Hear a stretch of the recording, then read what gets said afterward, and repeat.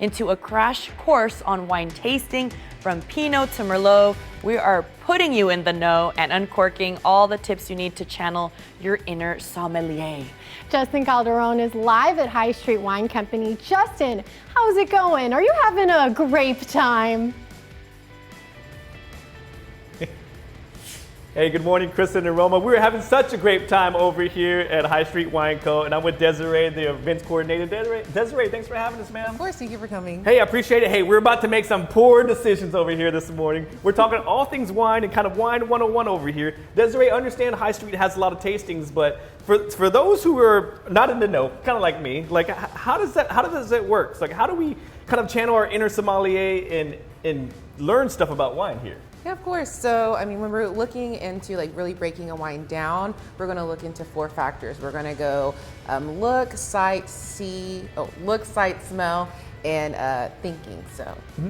And how do we get started? So, say we're at a tasting right there. Usually, you kind of do lighter wines to heavier wines. Usually. Mm-hmm. So we usually start with the lighter wines. That way it doesn't overpower our palate. And then we usually move into heavier wines or wines with higher alcohol or sweeter wines towards the end. Mm-hmm. And we have our first glass over here. Can you tell us what we're looking at right now? So this one's going to be a Sancerre Sauvignon Blanc from France.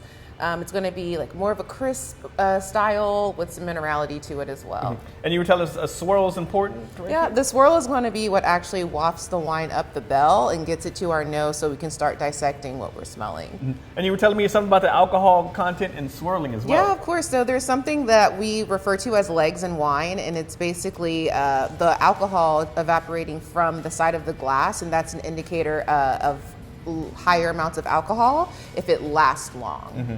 And you kind of smell it next? Mm-hmm. You're gonna smell, and then you're gonna start swirling it, and then thinking about what we're smelling. So, are we smelling earthiness? Are we smelling marine notes? There's so many different things that we can pick out from the wine. I'm getting kind of hints of fruit in here a little bit. Right? Yeah, of course. I can smell a little bit of like apricots and stone fruit in there as well. Very nice. Mm-hmm. And then we kind of take from here a little sip right there. Yeah, sip, you're gonna try to take a sip and then get it all over your entire palate. Mm-hmm. Oh yeah. Yeah, great for the summertime. Yeah, and it finishes really clean right there. Mm-hmm. And beautiful.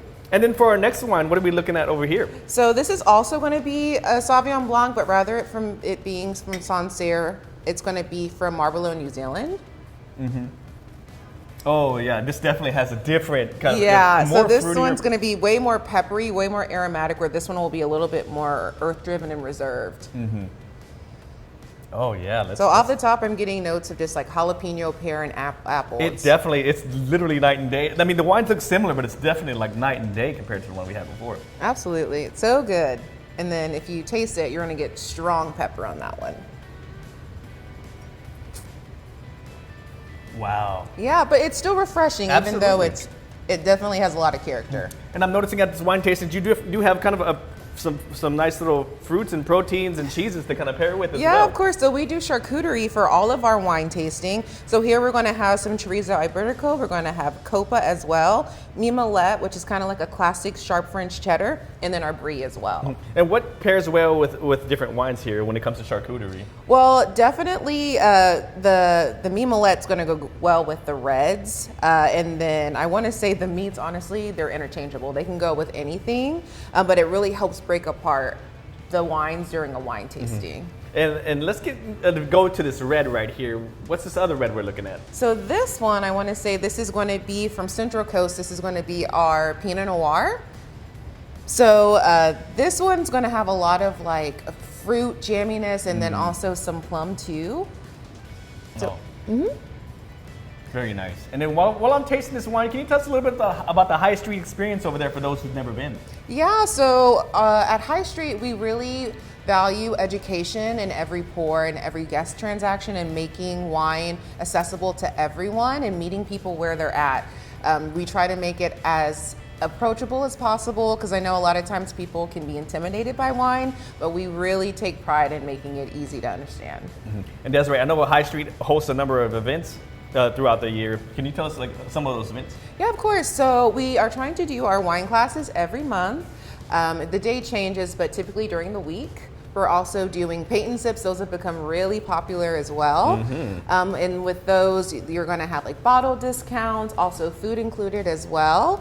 And then we're also going to have, coming up soon in October, a fall grand tasting where the proceeds will be going to the San Antonio Food Bank. And Desiree, I understand you have a special offer for our audience as well if they come in for a tasting. Yeah, of course. So it's going to be 15% off of your bottle sales.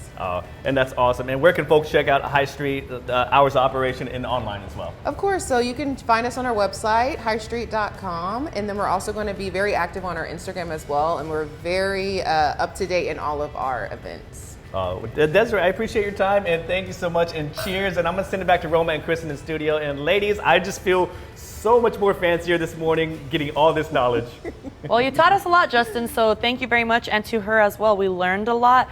But is it a problem, Kristen, that I'm just eyeing the charcuterie? I was gonna say the same thing. I was like, I was bring me eyeing all the the charcuterie. Paul, you could take the wine. We'll Okay. take the charcuterie, okay? Sounds like a great agreement to me. that will work out just You fine. mean a grape agreement, like Great, Kristen yeah, said earlier? No, Oh, yeah? Well, great, yeah, no. No, I like that. They look great. The place really looked cool, too. It is very pretty there, Paul, but I heard we might have some rain in the forecast. Yeah, I think so. Not necessarily today, Mm-hmm. but I do think over the next several days. Today, mostly clear to partly cloudy outside right now.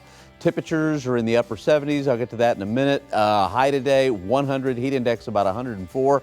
Rest of the week, I think Tuesday, Wednesday, Thursday, Friday, we'll have scattered downpours. Matter of fact, some of that rain could be locally heavy by the end of the week. And the weekend, some scattered showers, and I think even into next week. Okay, we got Hurricane Erin. Hurricane Erin over the weekend was a powerful Category 5 with maximum sustained winds at 160. It was a monster, still is a monster, but on the lower end of the Cat 4 scale. Quite a hurricane here. Looks like it's going to miss most of the land masses, though, just kind of barely missing the Bahamas. Going to come close to North Carolina, but going between Bermuda and North Carolina. Now, on the East Coast, though, a lot of rip currents and also some really rough surf there, but at least the